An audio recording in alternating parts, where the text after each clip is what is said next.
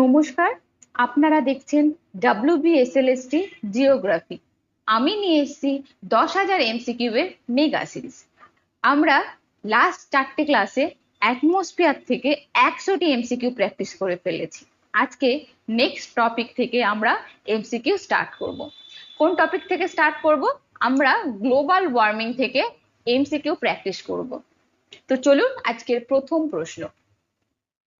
প্রশ্ন হচ্ছে, global warming এর প্রধান কারণ কোনটি? তাহলে প্রথমে আমাদের জানতে হবে গ্লোবাল ওয়ার্মিং কি বা কাকে বলে গ্লোবাল ওয়ার্মিং। যদিও গ্লোবাল ওয়ার্মিং কাকে বলে আমরা আগের ক্লাসে আলোচনা করেছিলাম। ছোট্ট করে যদি বলি, গ্লোবাল ওয়ার্মিং বলতে পৃথিবীর গড় তাপমাত্রায় দীর্ঘমেয়াদে বৃদ্ধি পাওয়ার ঘটনাকে বোঝায়। কি দীর্ঘমেয়াদী? তাহলে হঠাৎ করে অল্পক্ষণের জন্য গরম হয়ে গেল, সেটাকে আমরা গ্লোবাল ওয়ার্মিং বলছি না। সেটা লং টাইম ধরে হতে হবে, দীর্ঘমেয়াদী হতে হবে। তো এই যে গ্লোবাল ওয়ার্মিং হচ্ছে, সেটা ম্যাক্সিমাম কিসের জন্য হচ্ছে? হিউম্যান অ্যাক্টিভিটিস এর জন্য বা মানুষের কার্যাবলীর জন্য। এই মানুষের কার্যাবলীর জন্য গ্রিন হাউস গ্যাসের পরিমাণ কিন্তু বৃদ্ধি পাচ্ছে। এবার কি কি গ্রিন হাউস গ্যাস? যেমন কার্বন ডাই অক্সাইড, যেমন মিথেন, যেমন নাইট্রাস অক্সাইড, এদের পরিমাণ বায়ুমণ্ডলে বৃদ্ধি পাচ্ছে। তো আমাদেরকে এখানে প্রশ্নে বলা হয়েছে গ্লোবাল ওয়ার্মিং এর প্রধান কারণ কোনটি? অপশন এ তে রয়েছে ওজোন লেয়ার বৃদ্ধি। ওজোন লেয়ার মূলত কি শোষণ করে? ইউভি রে শোষণ করে। এবং এই ইউভি রে শোষণ করে, কিন্তু গ্লোবাল ওয়ার্মিং এর প্রধান কারণ ওজোন লেয়ার নয়। দ্বিতীয় অপশন হচ্ছে গ্রিন হাউস গ্যাসের ঘনত্ব বৃদ্ধি। এটা একটা সঠিক আনসার হতে পারে। ঘনত্ব বৃদ্ধি কি কারণে হচ্ছে? এই যে শিল্পায়ন হচ্ছে, শিল্প হচ্ছে, জ্বালানি দহন হচ্ছে, ঠিক আছে, জীবাশ্ম জ্বালানি দহন হচ্ছে, বা বন উজাড় করে দেওয়া হচ্ছে, বা কৃষি কাজ হচ্ছে, ইত্যাদি কাজের জন্য কিন্তু এই কার্বন ডাই অক্সাইড বলুন, মিথেন বলুন, নাইট্রাস অক্সাইড বলুন, এদের পরিমাণ বৃদ্ধি পাচ্ছে। এর ফলে কি হচ্ছে? গ্রিন হাউসের গ্যাসের ঘনত্ব বৃদ্ধি পাচ্ছে। আর গ্রিন হাউস গ্যাসের ঘনত্ব বৃদ্ধি পাচ্ছে মানে গ্লোবাল ওয়ার্মিং হচ্ছে। তো এটা একটা কারণ হতে পারে। তো আনসার করার আগে আমি আরো দুটো অপশন দেখে নেব। অপশন সি তে কি রয়েছে? সোলার উইন্ড বৃদ্ধি। সোলার উইন্ড কি? সোলার উইন্ড হলো সূর্য থেকে, কোথা থেকে? সূর্য থেকে নির্গত কিছু চার্জ পার্টিকেল। কি পার্টিকেল? কিছু চার্জড পার্টিকেল, যেগুলোকে আটকে রাখে বলুন তো। লাস্ট ক্লাসে কিন্তু আলোচনা হয়েছিল। তো চার্জ পার্টিকেল কে আটকে রাখে বলুন? আচ্ছা, তো এটা কি করে আমি বলেই দিই, যে ম্যাগনেটোস্ফিয়ার যে রয়েছে একদম পৃথিবীর 6তম স্তর, সেটা কি করে? শোষণ করে নেয় বা আটকে রাখে।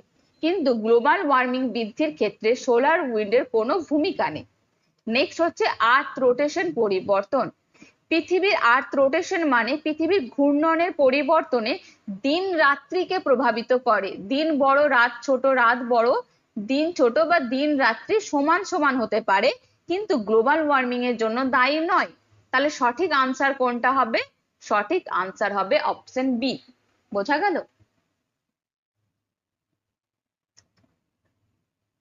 নেক্সট কোয়েশ্চেন হচ্ছে, নিচের কোনটি সবচেয়ে গুরুত্বপূর্ণ অ্যানথ্রোপোজেনিক গ্রিন হাউস গ্যাস? আচ্ছা, গ্রিন হাউস গ্যাসকে দুটো ভাগে ভাগ করা হয়। একটা তো হলো অ্যানথ্রোপোজেনিক, আরেকটা হচ্ছে কি ন্যাচারাল গ্রিন হাউস গ্যাস। তো এখানে অ্যানথ্রোপোজেনিক বলতে মানুষের কার্যাবলীর ফলে যে বায়ুমণ্ডলে যার পরিমাণ বৃদ্ধি পাচ্ছে, ঠিক আছে, মানুষের কার্যাবলীর ফলে আমরা দেখছি কার্বন ডাই অক্সাইডের পরিমাণ বৃদ্ধি পাচ্ছে, মিথেনের পরিমাণ বৃদ্ধি পায়, নাইট্রাস অক্সাইডের পরিমাণ বৃদ্ধি পায়, ইত্যাদি বৃদ্ধি পায়। বিভিন্ন শিল্প কারখানা, সিমেন্ট উৎপাদন, বনভূমি ধ্বংস, জ্বালানি দহন ইত্যাদি মানুষই করে থাকে। তো মানুষের কার্যাবলীর ফলে গ্রিন হাউস গ্যাস ম্যাক্সিমাম বায়ুমণ্ডলে মিশে যায়। তো কোনটি? 1 নম্বর হচ্ছে কি, এ তে দেওয়া রয়েছে নাইট্রোজেন। নাইট্রোজেন কি হবে? না, নাইট্রোজেন বায়ুমণ্ডলে সব থেকে বেশি পরিমাণে থাকলেও নাইট্রোজেন গ্রিন হাউসের সাথে সম্পর্কিত নয়। নাইট্রোজেন কোনোভাবেই ইনফ্রারেড রেডিয়েশনকে শোষণ করতে পারে না। আগের ক্লাসে আমরা আলোচনা করেছিলাম গ্রিন হাউস গ্যাস কি করে, এই ইনফ্রারেড রেডিয়েশন অর্থাৎ সূর্য থেকে আমাদের শর্ট ওয়েভে রেডিয়েশন সূর্যরশ্মি আসে এবং পৃথিবী থেকে লং ওয়েভে বেরিয়ে যায়। তো এই যে পৃথিবী থেকে নির্গত গ্যাস যেটাকে আমরা ইনফ্রারেড রেডিয়েশন বলছি, এই গ্যাসটাকে এই রশ্মিটাকে শোষণ করে নেয় বিভিন্ন ধরনের গ্যাস, যেমন কার্বন ডাই অক্সাইড, মিথেন, এবং শোষণ করে নিয়ে গরম করে দেয় পৃথিবীকে। এটাই তো মূল ঘটনা। কিন্তু নাইট্রোজেন কি করে, এই ইনফ্রারেডকে শোষণ করতে পারে না। নেক্সট অপশন হচ্ছে carbon die oxide. Carbon die oxide কি মানুষের কার্যাবলীর ফলে বেশি পরিমাণে কিন্তু গ্রিন হাউস গ্যাস হচ্ছে। এই কার্বন ডাই অক্সাইড মানুষের কার্যাবলীর ফলে বৃদ্ধি পাচ্ছে এবং আমরা জানি carbon die oxide green house এফেক্টের জন্য বা গ্লোবাল ওয়ার্মিং এর জন্য কতটা রেসপন্সিবল। এটা আনসার হতে পারে, তবে আমরা লাস্ট দুটো অপশনও দেখে নেব। অর্গন, অর্গনকে আমরা কি বলেছিলাম, এটি একটি নোবেল গ্যাস। নোবেল গ্যাস এটি নিষ্ক্রিয় গ্যাস, তো এটা কোনোভাবেই রেডিয়েশন শোষণ করে না বা এটা গ্রিন হাউসের সাথে সম্পর্কিত নয়।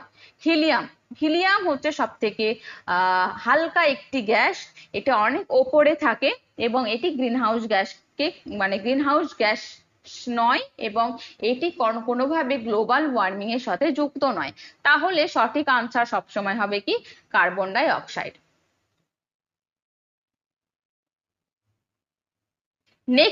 নেক্সট প্রশ্ন, কিয়োটো প্রোটোকল মূলত কোন গ্যাসের নির্গমন কমানোর জন্য গৃহীত হয়েছে? তো কিয়োটো প্রোটোকলটা কি সেটা আমরা আগে একটুখানি জেনে নিই। কিয়োটো প্রোটোকল হলো একটি আন্তর্জাতিক চুক্তি, একটা প্রোটোকল। কার দ্বারা এই চুক্তি হয়েছে, কার অধীনে হয়েছে যদি বলা হয় তো বলা হবে ইউএনএফসিসিসি। এর ফুল ফর্ম কি আমরা একটু এই ফুল ফর্মটা জেনে নিই, খুব important. U for United, N for Nations, আর হচ্ছে এফ ফর ফ্রেমওয়ার্ক,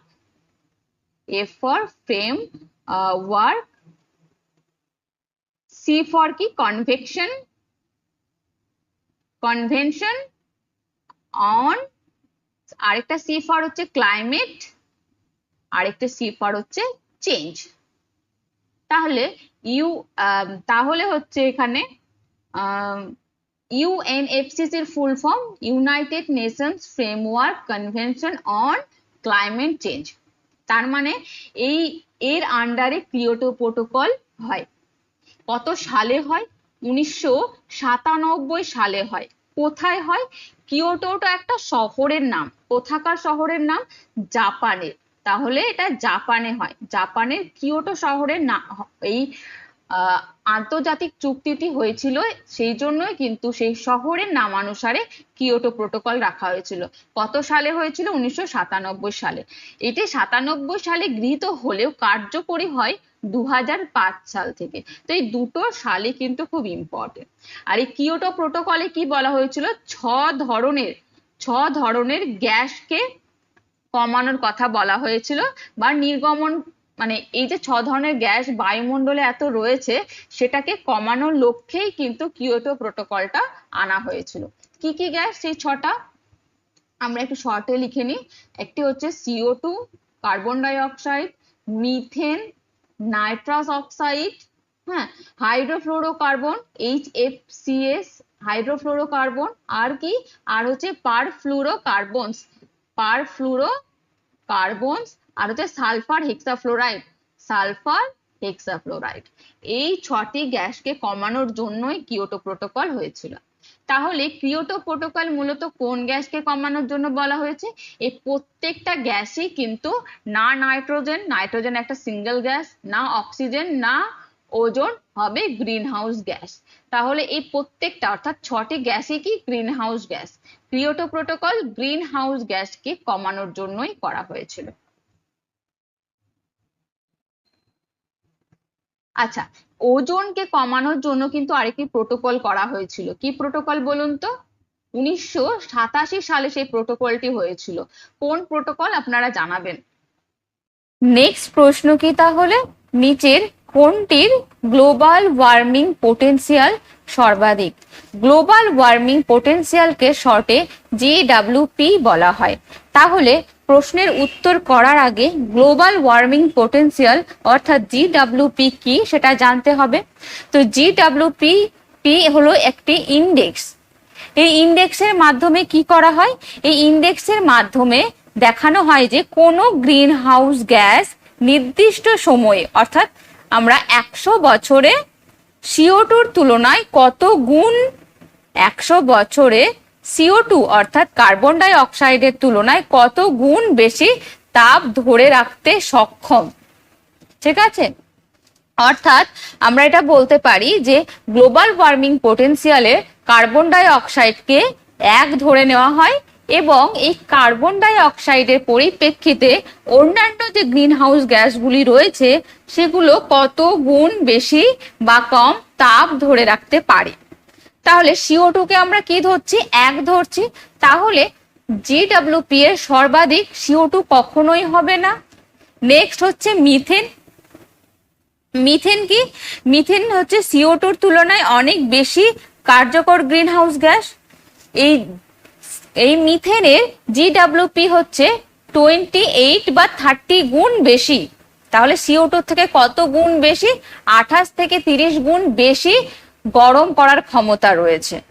ঠিক আছে, তাহলে কার্বন ডাই অক্সাইডের থেকে মিথেন বেশি। নেক্সট হচ্ছে নাইট্রাস অক্সাইড।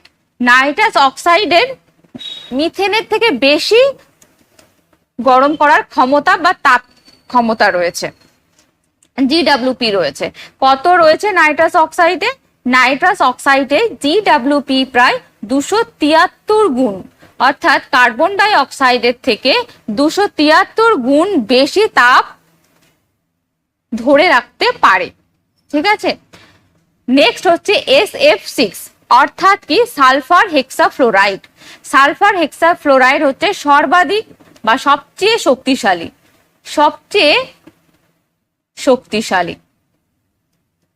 তাহলে সবচেয়ে শক্তিশালী গ্রিন হাউস গ্যাস কোনটি? হচ্ছে সালফার হেক্সাফ্লোরাইড। ঠিক আছে, এবার আমরা যদি নর্মালি ভাবি একটা কম্বলের সাথে বা তাপ ধরে রাখার ক্ষমতা হিসেবে যদি দেখি, তো কার্বন ডাই অক্সাইডের থেকে বেশি মিথেনের তাপ ধরে রাখার ক্ষমতা রয়েছে, মিথেনের থেকে নাইট্রাস অক্সাইডের তাপ ধরে রাখার ক্ষমতা রয়েছে এবং নাইট্রাস অক্সাইডের থেকে সালফার হেক্সাফ্লোরাইডের তাপ তাপ ধরে রাখার ক্ষমতা বেশি। নেক্সট প্রশ্ন দেখি। নেক্সট প্রশ্নে কি বলা হয়েছে? যে প্যারিস এগ্রিমেন্ট গৃহীত হয় কত সালে? উত্তর হবে 2015 সালে। তো সঠিক আনসার আমরা জানি 2015 সালে। তবু আমরা প্যারিস এগ্রিমেন্টটা কি সেটা আমরা একটু শুনে নিই। প্যারিস এগ্রিমেন্ট হলো জলবায়ু পরিবর্তন, জলবায়ু পরিবর্তন অর্থাৎ ক্লাইমেট চেঞ্জ। এই যে ক্লাইমেট চেঞ্জ হচ্ছে সেই চেঞ্জের মোকাবিলার জন্য একটি আন্তর্জাতিক বা ইন্টারন্যাশনাল এগ্রিমেন্ট। এটি কত সালে হয়েছিল? 2015 সালে 12ই ডিসেম্বর। 2015 সালের 12ই ডিসেম্বর। কোথায় হয়েছিল? প্যারিসে হয়েছিল। প্যারিস কোথায় অবস্থিত? ফ্রান্সে অবস্থিত। প্যারিস কোথায় অবস্থিত? ফ্রান্সে অবস্থিত। তো এখানে কিন্তু এটি হয়েছিল, কিন্তু কার্যকর কত সালে হয়েছিল? কার্যকর হয়েছিল 4 নভেম্বর 2016 সালে। এবং এই চুক্তির মূল উদ্দেশ্য কি ছিল? এই চুক্তির মূল উদ্দেশ্য ছিল যে গ্লোবাল ওয়ার্মিং এর আগে, বর্তমানে যে গ্লোবাল ওয়ার্মিং হচ্ছে তার আগে অর্থাৎ প্রি ইন্ডাস্ট্রিয়াল স্তরের তুলনায় যে আমাদের তাপ রয়েছে বা সেটা কত ডিগ্রি কমাতে হবে? 2 ডিগ্রি সেলসিয়াসের নিচে রাখতে হবে। ঠিক আছে, সম্ভব হলে কত? 1.5 ডিগ্রি সেলসিয়াসের মধ্যে সীমাবদ্ধ রাখার চেষ্টা করতে হবে। এই কথাটি বলা হয়েছে। তো নেক্সট আমরা বাকি অপশনস গুলো কি সেগুলো আমরা একটু দেখে নিই। 1992 সালে কি হয়? 1992 সালে আর্থ সামিট হয়, রিও আর্থ সামিট হয়, ঠিক আছে, রিও আর্থ সামিট হয় কার আন্ডারে হয়? ইউএনএফসিসির আন্ডারে হয়। এর ফুল ফর্ম কিন্তু আমরা বলেছি 1997 সালে কি হয়? কিয়োটো প্রোটোকল হয়। কি হয়? কিয়োটো প্রোটোকল হয়, কিয়োটো প্রোটোকল গৃহীত হয়, ঠিক আছে। এর একমাত্র লক্ষ্য কি ছিল? গ্রিন হাউস গ্যাস নির্গমন কমানো, ঠিক আছে। আর 2021 সালে সেরকম কিছু হয় না। যদি বলা হয় তো 2021 সালে COP26 হয়েছিল। কোথায় হয়েছিল? গ্লাসগোতে।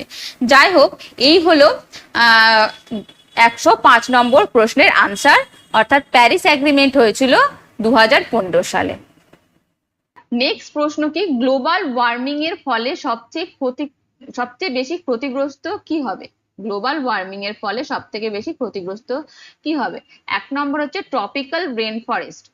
ট্রপিক্যাল রেন ফরেস্ট, তো এটা ভুল হবে, ঠিক আছে, ভুল হবে। ট্রপিক্যাল রেন ফরেস্ট কি ক্ষতিগ্রস্ত হয়? ক্রান্তীয় অরণ্য কিন্তু ক্ষতিগ্রস্ত হয়। খরা, বনভূমিতে আগুন, জীববৈচিত্র্যের ক্ষতি হয়, ঠিক আছে, জীববৈচিত্র্যের ক্ষতি হয়, কিন্তু বাকিগুলো আমরা দেখব। কোরাল রিফ কি? কোরাল রিফ হলো সমুদ্রের একদম অগভীরে স্বচ্ছ, একটা লিখি, সমুদ্রের অগভীরে প্লাস স্বচ্ছ প্লাস উষ্ণ জলে বসবাসকারী ক্ষুদ্র প্রাণী দ্বারা গঠিত চুনাপাথরের কাঠামো, ঠিক আছে, চুনাপাথরের কাঠামো। যেরকম কচ্ছপের ওপরের একটা আবরণ থাকে, সেখানে প্রচুর ক্যালসিয়াম থাকে, ঠিক এইরকমই একটি প্রাণী, কিন্তু তাতে কি থাকে? চুনাপাথরের কাঠামো দ্বারা গঠিত থাকে। তো এবার গ্লোবাল ওয়ার্মিং এর ফলে কি হয়? সমুদ্রের তাপমাত্রা বৃদ্ধি পায়। এবার সমুদ্রের জলের তাপমাত্রা যদি 1 থেকে 2 ডিগ্রি সেলসিয়াসও বৃদ্ধি পায়, এই কোরাল রিফ হচ্ছে মোটামুটি 26 ডিগ্রি সেলসিয়াসে ভালো মতো থাকে, কিন্তু 1 থেকে 2 ডিগ্রি যদি বৃদ্ধি পেয়ে যায়, তাহলে কিন্তু এই কোরাল রিফ গুলো মারা যাবে, ঠিক আছে। কেন মারা যাবে? এই কোরালের শরীরে থাকে জুজানথিল নামক একটি শৈবাল। কি থাকে? জুজানথিল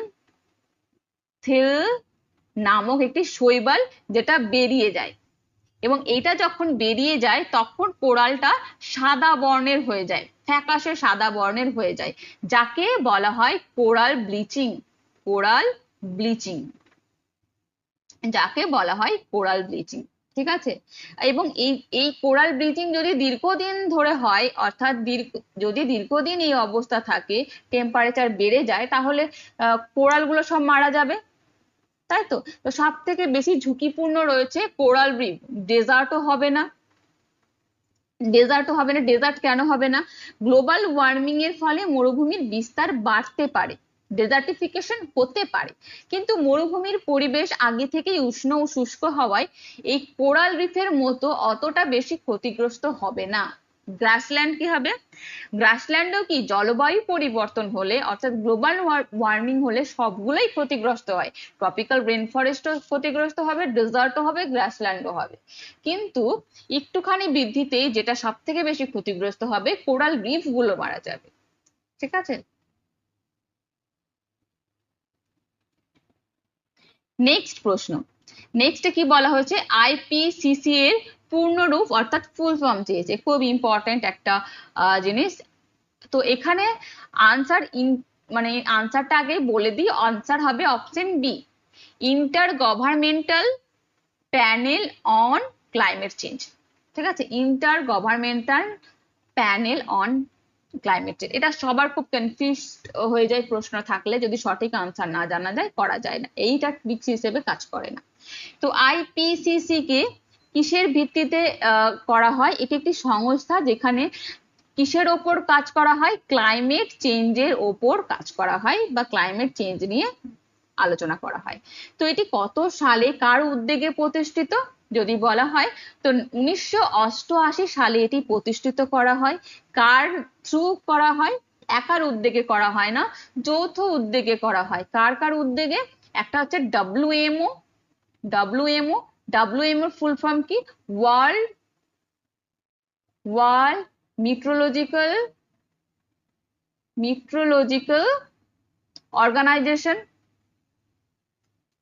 প্লাস হচ্ছে ইউএনইপি, ইউএনইপির উদ্যোগে। ইউএনইপির ফুল ফর্ম কি?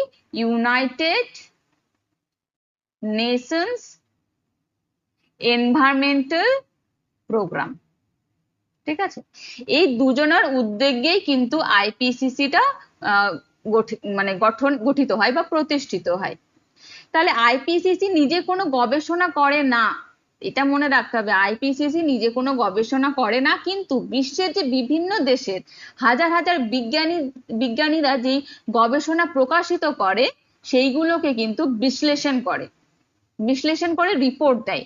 অর্থাৎ আমরা বলতে পারি আইপিসিসি কি করে? অ্যাসেসমেন্ট রিপোর্ট দেয়। ঠিক আছে, সবার কাছ থেকে গবেষণা পত্রগুলোকে অ্যানালাইসিস করে, রিপোর্ট গুলোকে দেখে নিজে একটি সিদ্ধান্ত নেয়, নিজে একটি রিপোর্ট তৈরি করে। বোঝা গেল? বাকিগুলো হবে না। নেক্সট প্রশ্ন হচ্ছে কি, যে নিচের কোনটি পজিটিভ ক্লাইমেট ফিডব্যাকের উদাহরণ? তো ক্লাইমেট ফিডব্যাক কি? ক্লাইমেট ফিডব্যাকটা আমাদের জানতে হবে যে what do you mean by climate feedback. তো ক্লাইমেট ফিডব্যাক হলো এমন একটি প্রক্রিয়া যেখানে জলবায়ুর একটি পরিবর্তন আবার সেই পরিবর্তনকে বাড়িয়ে বা কমিয়ে দেয়। অর্থাৎ একটা জলবায়ু পরিবর্তন হয়, সেই জলবায়ু পরিবর্তনটি পজিটিভ ফিডব্যাক না নেগেটিভ সেটাকে কিন্তু আলোচনা করে।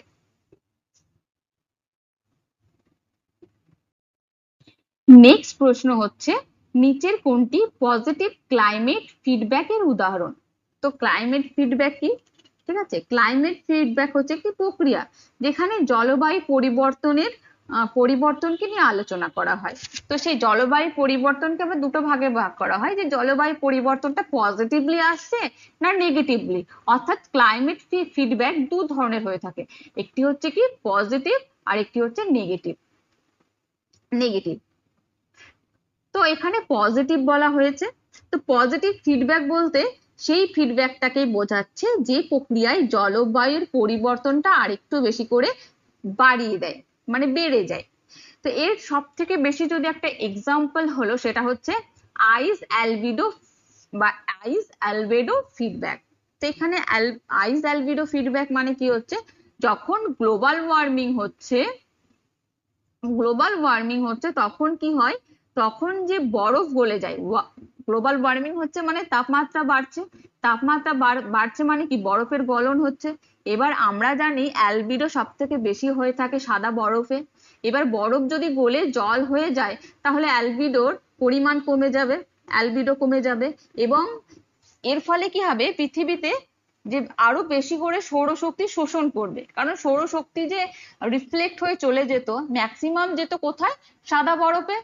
তো সেই সাদা বরফ তো আর থাকছে না, সেটা গলে যাচ্ছে, তার ফলে রিফ্লেক্ট হতে কম রিফ্লেক্ট হচ্ছে মানে কি পৃথিবীর বেশি পরিমাণে সৌরশক্তি শোষণ করছে, ফলে তাপমাত্রা বাড়ছে এবং আরো বেশি পরিমাণে বরফ গলে যাচ্ছে। তো এটা হচ্ছে একটি পজিটিভ ক্লাইমেট ফিডব্যাকের উদাহরণ। এক্ষেত্রে কিন্তু কোনোভাবেই অ্যাফরেস্টেশন হবে না। অ্যাফরেস্টেশন মানে হচ্ছে নতুন বন সৃষ্টি মানে CO2 শোষণ করবে, গ্লোবাল ওয়ার্মিং কমাতে সাহায্য করবে। ক্লাউড সিডিং মানে কি? ক্লাউড সিডিং হচ্ছে কৃত্রিম ভাবে যে বৃষ্টিপাত ঘটায় সেটা। তো এটাও ক্লাইমেট ফিডব্যাকের উদাহরণ নয়। রেন ওয়াটার হারভেস্টিং, এটাও বৃষ্টির জল সংরক্ষণ করে, তো এটাও ক্লাইমেট ফিডব্যাকের উদাহরণ হবে না। নেক্সট প্রশ্ন 109 নম্বর। এখানে কি বলা হচ্ছে যে গ্লোবাল মিন সি লেভেল বৃদ্ধির প্রধান কারণ কি? তাহলে এই গ্লোবাল মিন সি লেভেল বলতে কি বোঝাচ্ছে সেটা জানতে হবে। এই গ্লোবাল মিন সি লেভেল রাইজ বলতে সমগ্র পৃথিবীর সমুদ্র পৃষ্ঠে সি সারফেসে, ঠিক আছে, সি সারফেসে কি হচ্ছে, এই সি সারফেসের গড় উচ্চতা ধীরে ধীরে বৃদ্ধি পাচ্ছে। মানে সমুদ্রের লেভেল বৃদ্ধি পাচ্ছে। সমুদ্রের যে জল, ধরুন এটা সমুদ্র, জল এতটা ছিল এবং সেই সমুদ্রের জলের পরিমাণ এতটা বৃদ্ধি পেয়ে গেল। তো এই বৃদ্ধি পাওয়ার কারণটা কি সেটাই চেয়েছে। আর সমুদ্রের জল বৃদ্ধি পাচ্ছে মানে সেটা গ্লোবালি হবে, এমন নয় যে আমাদের দীঘার জল একটুখানি উঁচুতে উঠলো আর গোয়ার জল কমে গেল, এরকম হয় না, গ্লোবালি হয়। ঠিক আছে, তো এর প্রধান কারণ আমাদেরকে দেখতে হবে। যদিও বর্তমানে কি দুটো প্রধান কারণ রয়েছে, একটা হচ্ছে আহ পরে আলোচনা করছি, অপশন ওয়াইজ করছি। Plate tectonic. প্লেট টেকটনিক কি? প্লেট টেকটনিকের ফলে স্থলভাগের উচ্চতার পরিবর্তন হতে পারে, কিন্তু জলভাগের যে উচ্চতার পরিবর্তনের প্রধান কারণ হবে না। ঠিক আছে, প্রধান কারণ হবে না। নেক্সট কি দেখাচ্ছে যে ভলক্যানো। ভলক্যানো হবে না। আগ্নেয়গিরির অগ্নুৎপাতের ফলে সাময়িকভাবে, টেম্পোরারি ভাবে ক্লাইমেট চেঞ্জ হতে পারে, কিন্তু তার জন্য যে একদম মিন সি লেভেল চেঞ্জ হয়ে যাবে এরকম ঘটনা ঘটবে না। আর্থকুয়েকের জন্য তো একদমই হবে না। আর্থকুয়েকের ফলে স্থানীয়ভাবে ভূমিভাগের কিছু পরিবর্তন হতে পারে, সুনামি সৃষ্টি হতে পারে, কিন্তু তার মানে এই নয় যে সি লেভেল চেঞ্জ হয়ে যাবে। সঠিক আনসার হবে থার্মাল এক্সপ্যানশন এন্ড হচ্ছে গ্লেশিয়াল মেল্ট। এবার থার্মাল এক্সপ্যানশন মানে কি? উষ্ণ জলের আয়তন বৃদ্ধি। মানে গ্লোবাল ওয়ার্মিং এর ফলে কি হয়? সমুদ্র জলের উষ্ণতা বৃদ্ধি পায়। তাহলে সি ওয়াটার বা সমুদ্র জলের উষ্ণতা বৃদ্ধি পায়। উষ্ণতা কি হয়? বৃদ্ধি পায়। আর উষ্ণ হলে জলের আয়তন কি হয়? বৃদ্ধি পায়। উষ্ণতা কম হলে কি হয়? জল সংকুচিত হয়ে যায়, আয়তন কমে যায়, কিন্তু উষ্ণতা বৃদ্ধি পাচ্ছে, জল গরম হয়ে যাচ্ছে, তার মানে জলের যে আয়তন সেটা এক্সপ্যান্ড করবে, বৃদ্ধি পাবে। ফলে কি হয়? যে সমুদ্র জলের উচ্চতা বেড়ে যায়। আরেকটা হচ্ছে গ্লেসিয়ার মেল্ট। গ্লোবাল ওয়ার্মিং এর কারণে কি হচ্ছে? বিভিন্ন যে গ্রিনল্যান্ড বলুন বা আন্টার্কটিকা বলুন, হ্যাঁ আন্টার্কটিকা বলুন, এদের কি হচ্ছে? এখানে যে গ্লেশিয়ার গুলো রয়েছে সেগুলো গলে যাচ্ছে। ফলে গলে যাওয়ার পর সেই জলটা কোথায় গিয়ে যোগ হবে? সমুদ্রে গিয়ে যোগ হবে। এবার একটা সমুদ্রের উচ্চতা এতটুকু, সেই গ্লেশিয়ার থেকে জল এসে এখানে অ্যাড হলো, তাহলে সেই তো উচ্চতা বৃদ্ধি পাবেই। তাহলে গ্লেশিয়ার মেল্টের ফলেও কিন্তু সমুদ্র জলের উচ্চতা বৃদ্ধি পায়। নেক্সট প্রশ্ন, কোনটি গ্রিনহাউস গ্যাস নয়? খুব ইজি কোশ্চেন। নিচের কোনটি গ্রিনহাউস গ্যাস নয়? প্রথম রয়েছে মিথেন। ঠিক আছে, তো এখানে গ্রিনহাউস কাকে বলে আমি আর বলছি না, কারণ আমরা প্রচুরবার আলোচনা করেছি। মিথেন অত্যন্ত শক্তিশালী একটি গ্রিনহাউস গ্যাস। এটার উৎস কি? এখানে আমরা উৎসগুলো আলোচনা করার জন্যই মেবি এই প্রশ্নটা রেখেছি। উৎস হচ্ছে ধান ক্ষেত, গবাদি পশু, ঠিক আছে, ল্যান্ডফিল, প্রাকৃতিক গ্যাস। ঠিক আছে, তো একটাকে ধান খেতে যখন বিভিন্ন যে জিনিসগুলো থাকে সেইগুলো পচে গিয়ে হয়। এছাড়া গৃহস্থলী যে শাকসবজি ফেলা হয় সেখান থেকে দুর্গন্ধ যে ছড়ায়, সেটাই হচ্ছে অ্যাকচুয়ালি মিথেন। হ্যাঁ, গবাদি পশু থেকেও মিথেন গ্যাস নির্গত হয়, ল্যান্ডফিল থেকেও হয়। তো এইগুলো থেকে মিথেন গ্যাস নির্গত হয়। আর আমরা দেখলাম একটু আগে প্রশ্নে যে মিথেন কিন্তু কার্বন ডাই অক্সাইডের তুলনায় অনেক বেশি তাপ ধরে রাখতে পারে। নাইট্রাস অক্সাইড, নাইট্রাস অক্সাইডও হচ্ছে গ্রিনহাউস গ্যাস।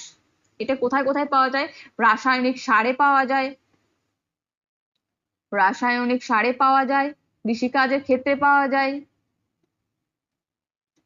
কৃষিকাজের ক্ষেত্রে পাওয়া যায়, শিল্প কারখানা থেকে পাওয়া যায়, শিল্প কারখানা থেকে পাওয়া যায়। তো এই সমস্ত জায়গা থেকে কিন্তু নাইট্রাস অক্সাইড নির্গত হয়। এবং এই মানে এই গ্লোবাল ওয়ার্মিং এর পাশাপাশি এটা কিন্তু নাইট্রাস অক্সাইড কি করে? ওজনকেও প্রভাবিত করে। ঠিক আছে, ওজনকেও প্রভাবিত করে। যাই হোক, নেক্সট হচ্ছে নিয়ন।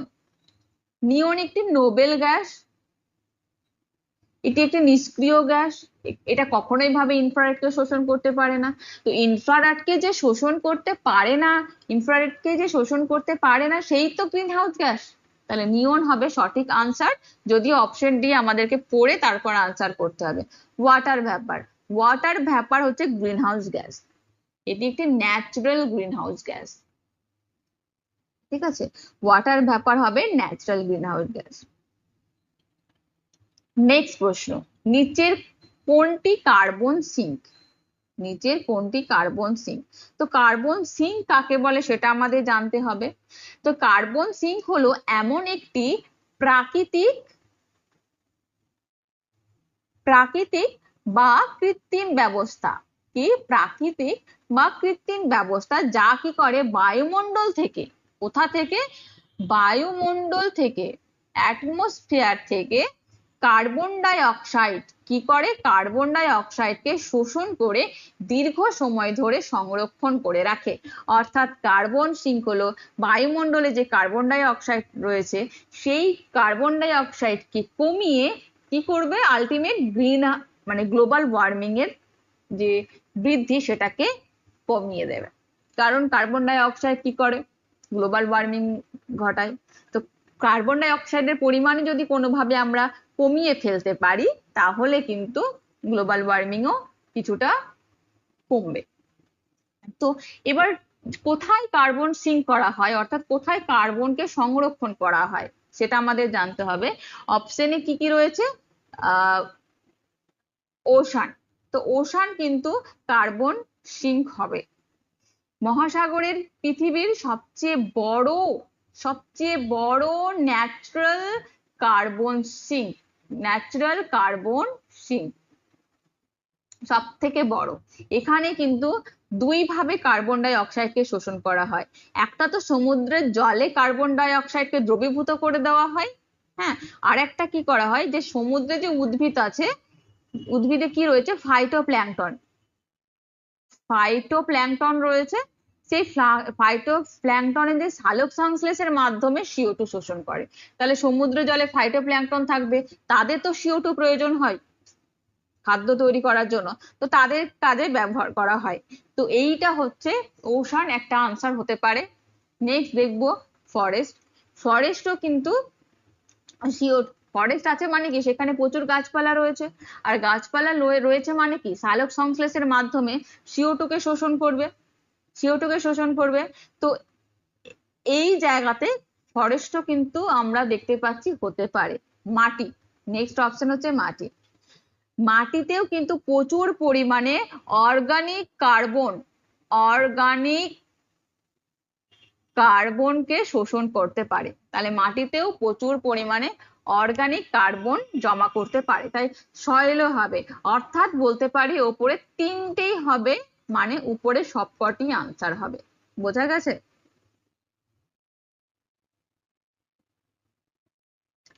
যদি আমরা এক কথায় বলি কার্বন সিঙ্ক কি, CO2 শোষণকারী ব্যবস্থা।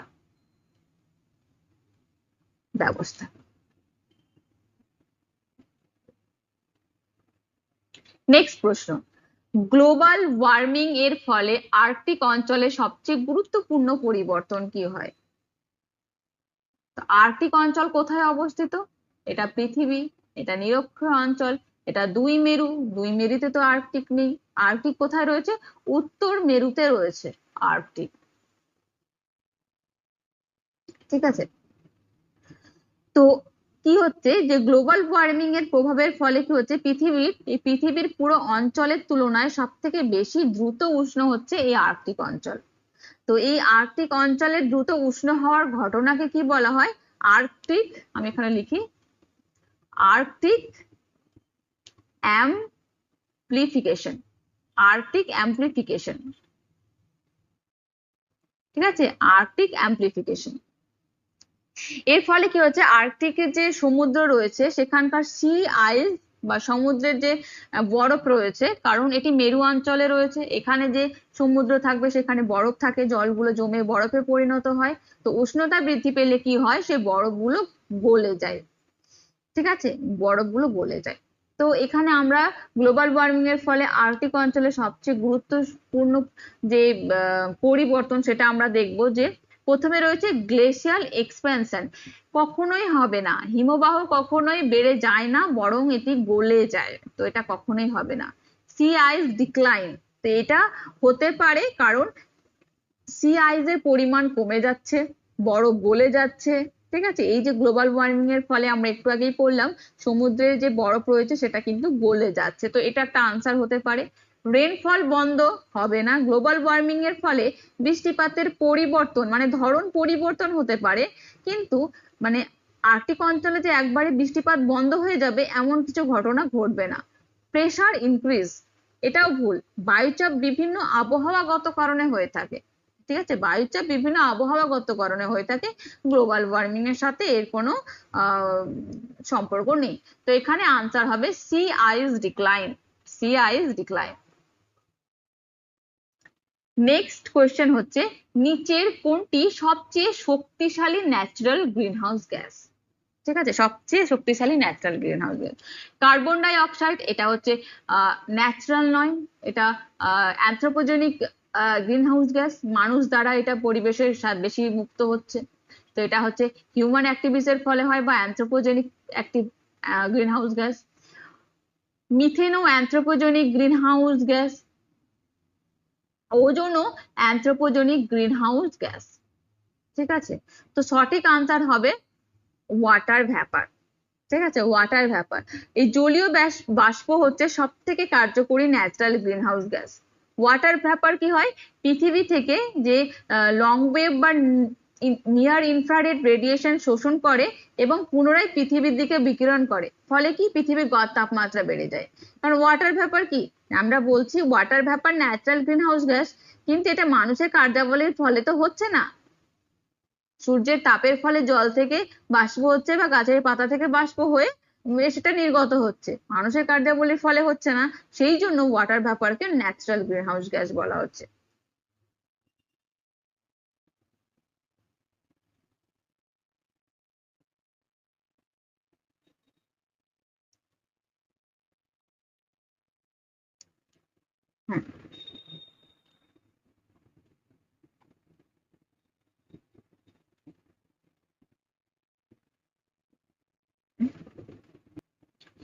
নেক্সট প্রশ্ন হচ্ছে নিচের কোনটি সবচেয়ে শক্তিশালী ন্যাচারাল গ্রিনহাউস গ্যাস?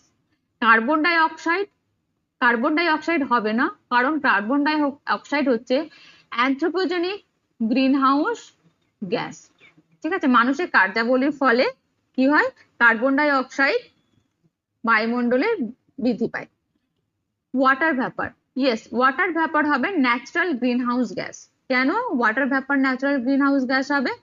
কারণ এটি মূলত কি কি কারণে ওপর নির্ভরশীল, একটা হচ্ছে ইভাপোরেশন, বাষ্পীভবন, প্লাস অ্যান্ড হচ্ছে কি টেম্পারেচার,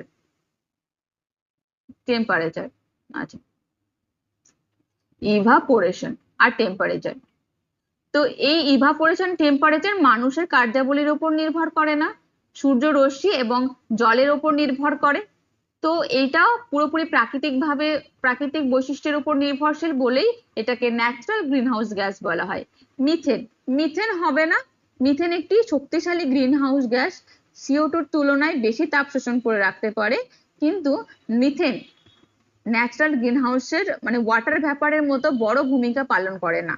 ঠিক আছে, ওজোন, ওজোনও গ্রিনহাউস একটি গ্রিনহাউস গ্যাস, কিন্তু এটাও হবে না। স্ট্র্যাটোস্ফিয়ারে ওজোন সূর্যের ইউভি রশ্মি শোষণ করে, ট্রোপোস্ফেরিক ওজোন গ্রিনহাউস গ্যাস হিসেবে কাজ করে, কিন্তু ওয়াটার ভ্যাপারের চেয়ে বেশি গুরুত্বপূর্ণ নয়। নেক্সট প্রশ্ন হচ্ছে রেডিয়েটিভ ফোর্সিং বৃদ্ধির প্রধান কারণ কি? আমরা আগের ক্লাসে রেডিয়েটিভ ফোর্সিং কি আমরা পড়েছি, তবুও এখানে আলোচনা করছি। রেডিয়েটিভ ফোর্সিং হলো পৃথিবীর এনার্জি ব্যালেন্স বা শক্তির ভারসাম্য, শক্তির ভারসাম্য বা এনার্জি ব্যালেন্স। তো কি হয়, এর কতটা এনার্জি ব্যালেন্স হচ্ছে বা শক্তির ভারসাম্যর কতটা পরিবর্তন ঘটছে সেইটাকেই পরিমাপ করে রেডিয়েটিভ ফোর্সিং। পৃথিবী যত বেশি শক্তি গ্রহণ করবে তার তুলনায় কম শক্তি মহাকাশে ফিরে যায়, এটা হচ্ছে পজিটিভ রেডিয়েটিভ ফোর্সিং। এর ফলে কি হয়, পৃথিবীর তাপমাত্রা বৃদ্ধি পায়, অর্থাৎ সূর্য থেকে যে পরিমাণ রশ্মি পৃথিবীতে আসে তার থেকে কমটাই ফিরে যায়, পুরোটাকে ফেরত পাঠাতে পারে না। তো এই যে বেশি পরিমাণে ফিরে যাচ্ছে এটাকেই কি বলা হচ্ছে, পজিটিভ রেডিয়েটিভ ফোর্সিং। এবং এর ফলে কি হচ্ছে, পৃথিবীর তাপমাত্রা বৃদ্ধি পাচ্ছে। বর্তমানে CO2 ঘনত্ব বৃদ্ধিতেও পজিটিভ রেডিয়েটিভ ফোর্সিং এর বড় কারণ হতে পারে।